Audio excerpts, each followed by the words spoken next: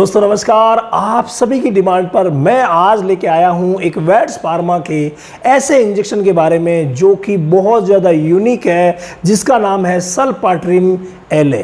जी हाँ, ये जो सल्पाट्रिम LA है विशेष तौर से आप सभी को पता है दस्त में यानी कि GTI gastro intestinal track infection में यूज़ किया जाता है। कुछ इस तरीके का गाढ़ा ऑयली बेस आपको ये सॉल्यूशन में मिलता है।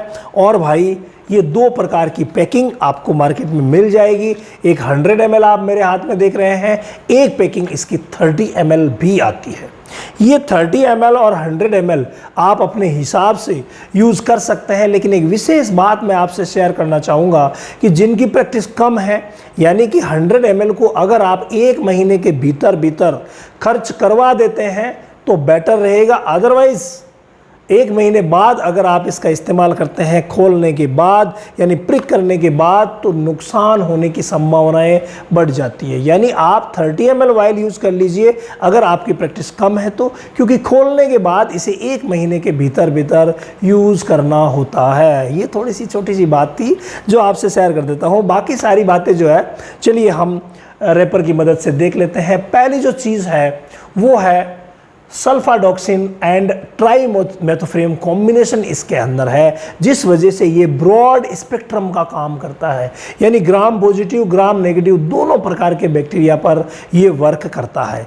इसके अलावा कुछ बातें हम अगर करें तो सल्फाट्रिम LA लिखा है, यानी कंपनी कह रही है कि ये लॉन्ग एक्टिंग है। लॉन्ग एक्टिंग का मतलब ये 48 आवर तक अच्छा काम करेगा, यानी कि इसको जब हम रिपीट करवाते हैं तो 48 आवर से रिपीट करवा सकते हैं। इसके अलावा इसका इस्तेमाल IM और IV दो बातें यहाँ पर स्पष्ट लिखी हुई है। एक बात IM लिखी हुई है, एक बात IV लिखी हुई होती है।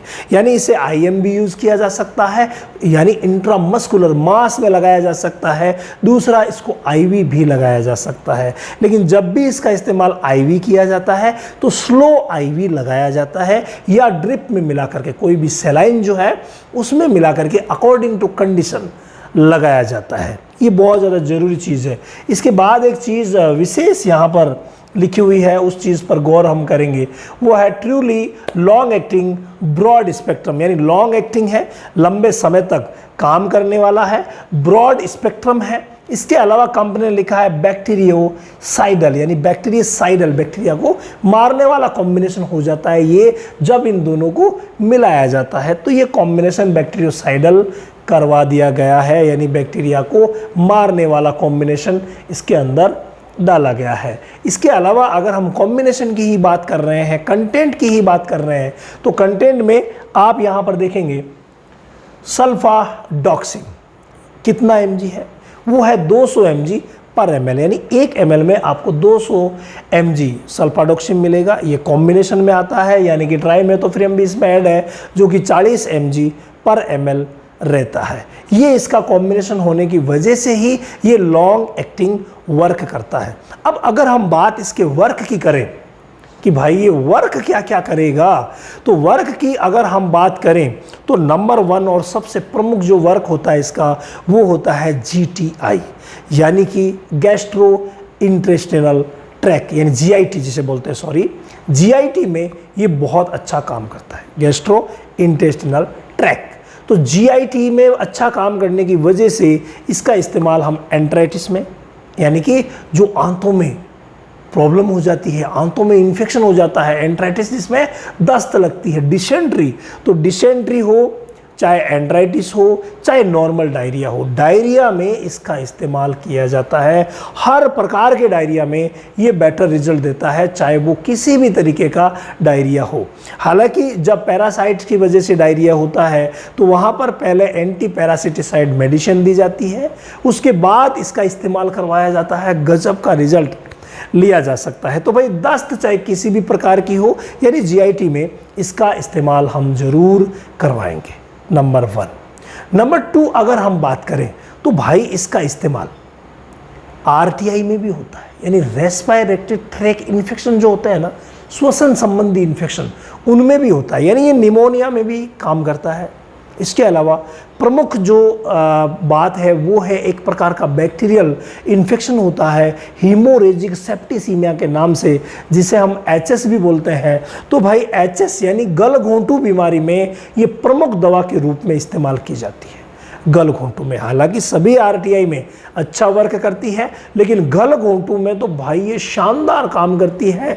इसके बिना गलघोंटू का ट्रीटमेंट अगर आप करवा रहे हैं तो भाई पूरी तरीके से सफलता नहीं मिलेगी। इसके अलावा इसका असर यूटीआई पर भी होता है, यानी कि यूरिनरी ट्रैक्ट जो इन्फेक्शंस होते हैं उनमें भी इस्तेमाल होता है। इसके अलावा एक बीमारी होती है लकड़ जीभ, जिसमें जीभ जो है वो लकड़ी के समान हो जाती है, जिसको हम एक्टिनोबैसिलोसिस बोलते हैं, जो कि एक प्रकार के ग्राम नेगेटिव बैक्टीरिया की वजह से होती है।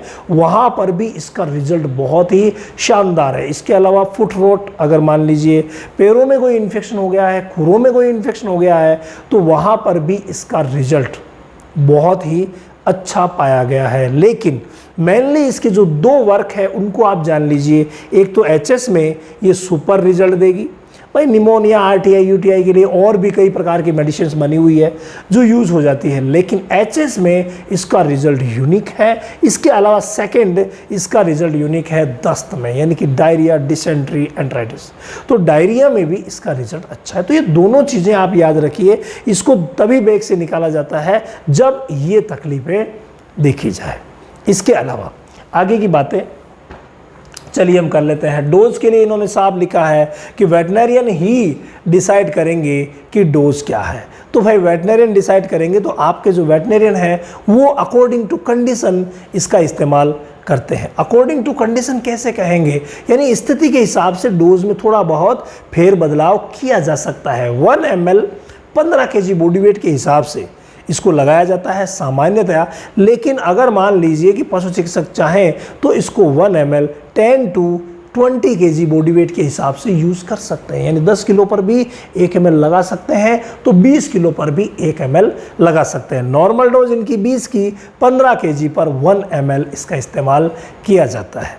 IVIM मैंने आपको बता ही दिया है, तो ये बहुत ज़्यादा ज़रूरी चीज़ है, इसको समझना। इसके अलावा अगर हम विड्रॉल पीरियड की बात करें तो मिल्क और एग्स में या मीट में, मिल्क में ये 7 दिन तक आएगा और मीट में ये 28 डेज तक यानी 28 दिन तक ये आएगा। इसके अलावा विशेष बात सुन लीजिए, स्टोर इन कूल प्लेस, ये तो है प्रोटेक्टेड फ्रॉम सनलाइट, ये तो नॉर्मल बात है, फ्रीजिंग नहीं करनी है, जमाना नहीं है। और crystallization of product can be reversed by gentle warming, यानी हल्का सा अगर इसे गर्म किया जाए, हाथ में लेकर के भी अगर इसको घुमाया जाए थोड़ी देर, तो जो क्रिस्टल बने हैं उनको कम किया जा सकता है। ठीक है, अक्सर इसमें क्रिस्टल बनते हैं, अंदर आपको दिखते हैं दाने दाने, तो वो हिला करके इसको कम किया जा सकता है। ये एक विशेष प्रॉपर्टी हमें इस इंजेक्शन पर मिली है।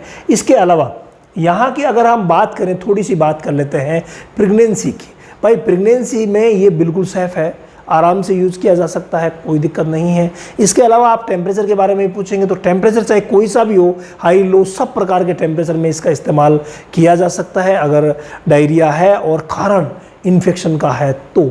इसके अलावा मिक्स आपको इसे किसी में भी नहीं करना है। जब आप ड्रिप लगाएं तो भी इसको अकेला लगाएं, IVIM लगा रहे हैं तो भी इसको अकेला ही लगाया जाता है। किसी भी तरह का किसी भी अन्य इंजेक्शन में मिक्स इसको नहीं किया जा सकता। अंतिम स्लाइड की बात कर लेते हैं, जहां रेट दिख रही है 625 रुपये अभी की चल रही है। और इसके अलावा यहाँ मैक्सिमम 10 प्रिक करने हैं और 28 डे आफ्टर फर्स्ट प्रिक, ये आपको बताया था टू बी यूज्ड, यानी यूज़ कर ले 28 दिन के भीतर जब आप फर्स्ट प्रिक करते हैं।